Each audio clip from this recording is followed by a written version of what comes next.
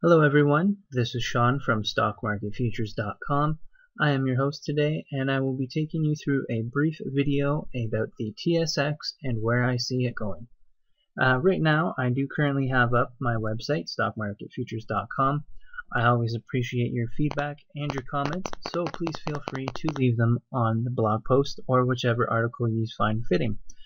As you can see, today you can find our most recent post by clicking on the actual TSX Today button, and that will be taking you to our latest post. Now, this will change to the post that I am currently recording right now, but it will be the most latest and updated post.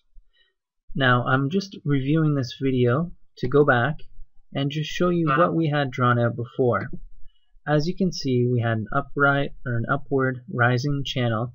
We had just gapped above this support, and there was an intraday kind of trading day where it was neither direction had been implemented. We didn't know if we were going to go down and test support, which I was inkling that we would probably do and then bounce back, or if we were just going to keep flying away to unseen numbers to the next area of resistance.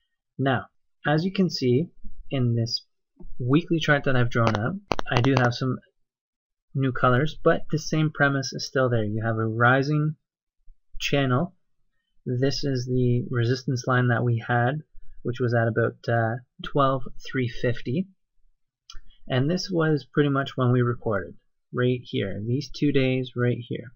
And as you can see, we came down, we broke through that resistance and came down to, look at that, if you put that line right there, you've got some previous resistance here, fall through, gap above, test, test, test, gap up, come back down, test again, bounce up. So, as you can see, there is an upward trend that is still intact. Our next resistance is obviously this high at the 1250 range. Now, looking at a longer time frame, I've, in an anemic growth environment, stocks tend to trade in a sideways fashion. That is where support and resistance, knowing them, becomes imperative, because it tests them and it uses support and resistance, and you can box trades very well. You can see that back in September, October of last year, 2011, we started this kind of box trade, if you can. I'll select this. You can easily see that this is the box that we are trading in, with resistance at 12,750 and support at the 11,250 range. We haven't broken out of either range. You can see there was a test in a very volatile October, but there was no definitive close underneath it to actually sustain that, and that's kind of beneficial for the markets, because I pointed out the head and shoulders pattern that is very evident in this chart, but also we haven't broken out of it to negate that. We would need a breakout above the 12,750. So as of right now, we are trading in this range, and I recommend that you keep those two key areas in mind. I would not be opening any new long positions right now.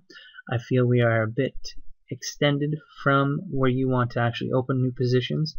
You can see that starting in August, we have climbed substantially in terms of point gains, going from pretty much the bottom to almost 3/4 of the top, which is a good trade. So if you were long anytime in the summer, starting from May, now is a good time to start taking profits. Lock in the trades, keep your gains, trade smart, use your stops. And that is where we stand on the TSX as of right now. Feel free to stop by our Facebook page. I always welcome your input. We're always putting new posts on there, not just our own, but other posts that we share. And feel free to leave your comments and your questions, and or if you want me to check something out. So again, thank you for watching, and we'll see you on the next video.